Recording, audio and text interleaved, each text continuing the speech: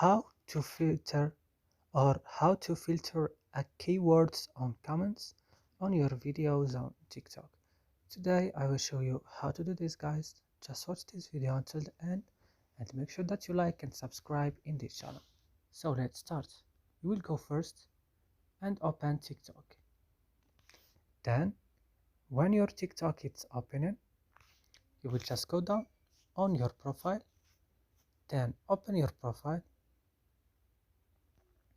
and then go to this three line and click, then go to settings and click, then go to privacy and go to comments, and then you have to turn on filter keywords.